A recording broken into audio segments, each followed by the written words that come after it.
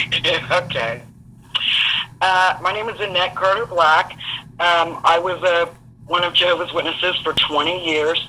Mom started studying in 1970. I was a little blue book, Everlasting Life blue book. I was 2 years old, so I was raised one of Jehovah's Witnesses. My father was he didn't believe, so.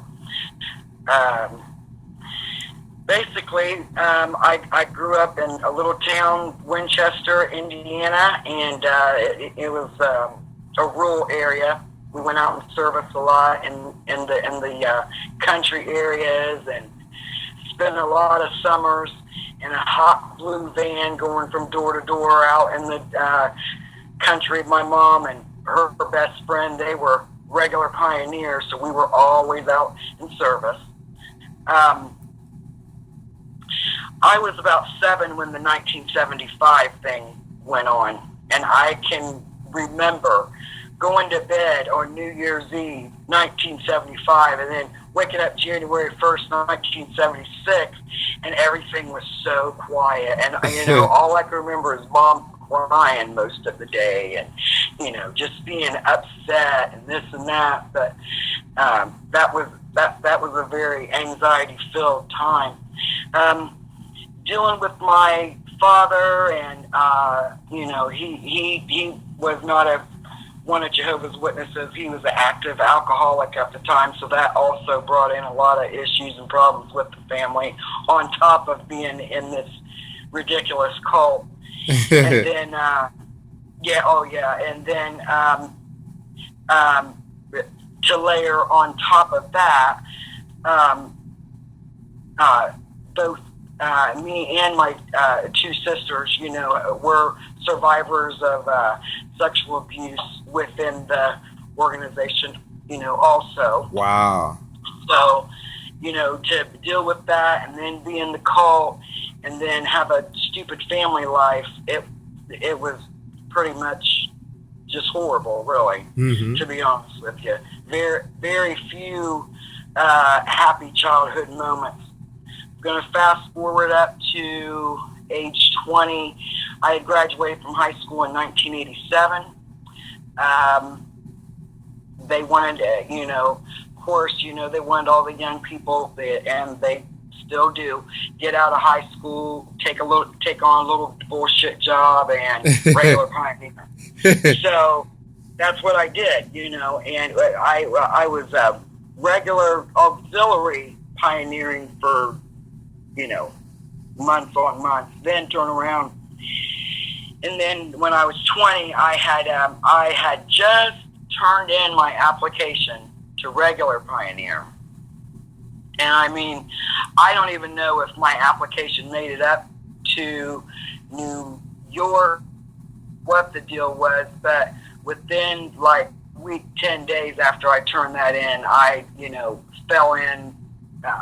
fell into a bad situation, led up to fornication, led up to me getting disfellowshipped, and that was in fall of '88. I was going to the Troy, Ohio congregation at the time. Well, so I got disfellowshipped in '88. Fast forward, I had my first daughter January of 1990, had my second daughter July of '92.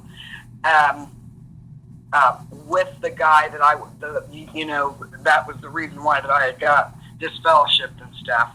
Well, that didn't work.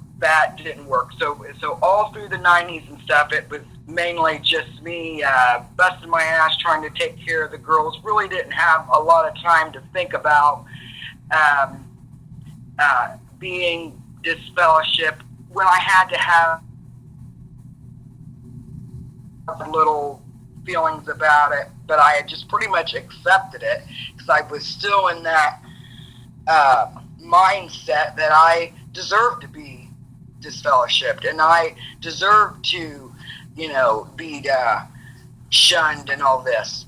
Well, then in 2012, we're going to skip all the way up to 2012, Mom had little contact with me. Of course, she was there when I had the girls. I had a knee surgery. She was there for that. A few times I had to live with her for a short time after I had my second daughter, this and that. But it wasn't never a real mother-daughter relationship type thing because of the fact that I was disfellowshipped, and even though she was helping me, she said, well, I talked to the elders and I can do this for you, but after the baby's 6-7 weeks, then you and the girls are going to have to go, type deal. That's what happened with me. But anyway, 2012, I guess the organization had, started coming down on the witnesses for, having too much contact with the disfellowship ones or something like that, put out an article, So I received a letter from my mom in 2012, May 2012, and she had brought it to my work, opened up my car and just put it on the seat of my car. So when I got off work, that's the first thing I seen. I was so... Basically, it was a goodbye letter. It was like, this will be the last time that we have any type of contact. I can't, even have the littlest contact with you anymore, and this and that. And then she also attached the article also. And just like all Jehovah's Witnesses, what she wanted me to get was highlighted. All the points that she wanted me to really get, and she highlighted it. She underlined the letter? Yeah, always using the highlighters. So, I read the letter, and I was down for a couple of days for that. That really, I thought, we don't even really have a relationship at all now. Now it's got to be even a step further. I mean, you can't, say anything to me at all, even in certain situations. So I just couldn't get that. But since I've been in the community and stuff, I've put two and two together that there was a lot of other ex-JWs that was getting letters, emails, stuff like that around that time. They were really coming down on the witnesses for having too much contact, which is complete bullshit anyway. But then that was in 2012. Well, I didn't see Mom at all until the next year, which was at my grandmother's funeral. Was the next time that I had to, deal with it. And Mom said a couple sentences to me. It was rather cold, and that was it. That was all that was said the whole time I was at my grandma's funeral. Wow. Then after that, I was feeling sort of funny, and then I had Jehovah's Witnesses knock on my door. It was an elder, and I was feeling still tore up and upset about the whole letter thing. That just threw me for a loop. I just didn't think that she would go that far with it, and stuff. So anyhow, they came to my door, and I stepped outside, and I talked to them and everything. And I just flat out told them, I said, hey, I'm a disfellowship sister, this and that, So he pulls out his little notebook and asks me my name and where I was disfellowship from and all this kind of stuff. I said, well, I need to go in the house. I said, because I need to grab something. I want to show you something. So I brought the letter out that Mom had wrote me, and I showed it to him. And at that point, I came unglued. I was standing outside. There was two of them, and I came unglued, bawling. They was looking at the letter and everything, and I told them about the sexual abuse and this and that. And he said, we can. There's another brother that deals with this special, and I'll bring him back over to your house next Saturday, and give me your phone number, and I'll be back, and this and that. And I remember him specifically asking me, he said, now, are you wanting to get back into the truth? And I waffled around, because you don't want to say yes, you don't want to say know, but I just wanted them to come back so that, so that my story can be heard. You know what I'm saying? I really wanted them to know what was up. And so I said, I can't make any promises to you. I said, but I'm willing to talk, So he took down my phone number, this and that. So I thought he was going to be coming back. So the next Saturday came. I thought, okay, well, they meet for service 9:30, something like that. So they should be at the house probably around 10. I had the dining room all set up. I had a fresh pot of coffee. I pulled out the nice coffee cups and stuff and pulled out my Bible, set it on the dining room table, and sat there and waited. They never showed up, never called to say that they weren't coming.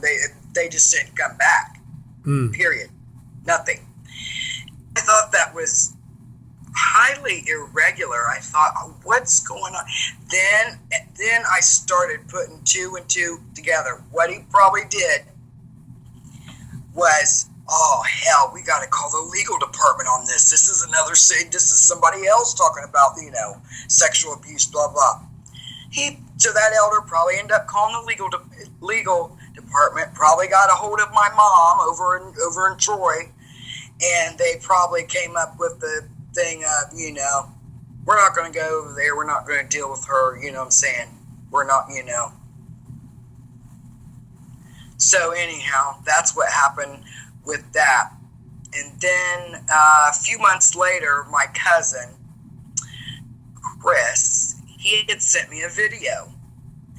And I looked at it, but I didn't even open it because automatically, even though I've been disfellowship since '88, I still looked at it and I knew it was apostate. You know what I mean? Yeah.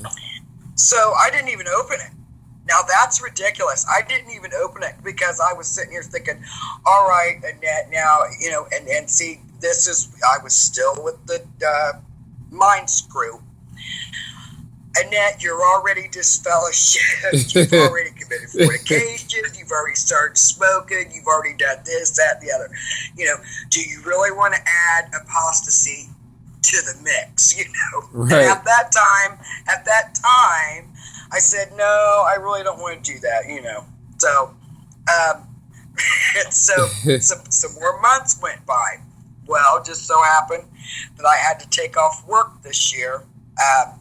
In February, medical issues, so I had a lot of time on my hands. So ever since February, I've been looking at videos and reading things and getting in support groups and everything like that. And I feel like that I'm awake now. It didn't take long to figure it out once you start really sitting down and thinking about things and putting two and two together. I've really enjoyed the Royal Commission hearings that's been going on. That's been fantastic. I hope one day we can have something like that in the U.S. Because it's desperately needed. It's desperately needed. I can only imagine how many cases is here in the States. I can, So anyway, that's basically my story. It's pretty classic, and that's it. I just want to say I'm so thankful for the online support that we can get now. Because when I was disfellowship back in '88, there wasn't anything like that. You know what I mean? There was nothing like that. So it's a lot easier to exit now and stay out and feel like that you're not the only one and this and that. It's a lot easier now. And the sources that have been immensely helpful to me has been, of course, Mark and Cora, John Cedars, and J.W. Struggle. Mm-hmm. Those were the main ones that I was listening to every day, and doing a lot of soul searching and trying to put things together. So that's pretty much my story, Marcus. That's awesome. Was there anything in particular that really woke you up? Because, why would you trust something that you listened to online that you thought was apostate? What was it that really hit you that you knew this was irrefutable truth? The 607 deal. 607 That's BC. Man. Without that, everything falls apart, right? Exactly. That's the whole core of it. And then that's when they turn around and come up with the 1914. And then another thing that absolutely threw me for a loop, and I cannot believe that the Jehovah's Witnesses that I know, some of the families, I'm sitting and I'm thinking about some of them, and I'm thinking, are you really buying this overlapping generation stuff that they're talking about? All the 1914 stuff is over with now. You know what I mean? Yeah. There's no more talk of that. It's all about this overlapping generation. That makes no sense. Absolutely makes no sense. Not at all. And I cannot believe, well, yes I can, because when you start thinking about everything that a cult is and what they do and what their intentions are, then yeah, you can basically talk people into almost anything. But I mean, it's just so for me, the number one thing was the 607. That's what got it for me. And then I also was really disappointed with the redefinition of the faithful slave. Right. That to me absolutely looks like that they just want those 7 guys to make the decisions on, everything. That's true.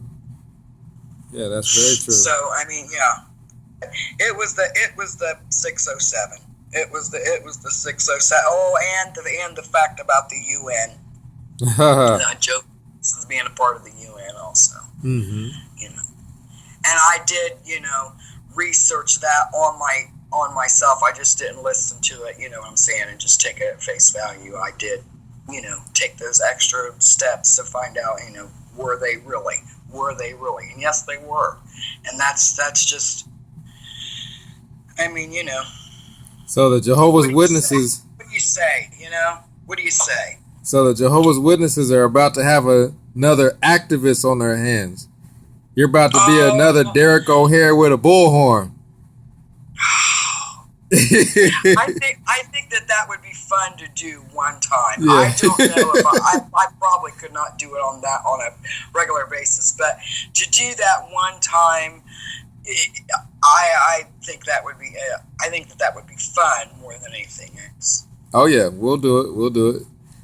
All right, well, thanks for telling your story. That was great.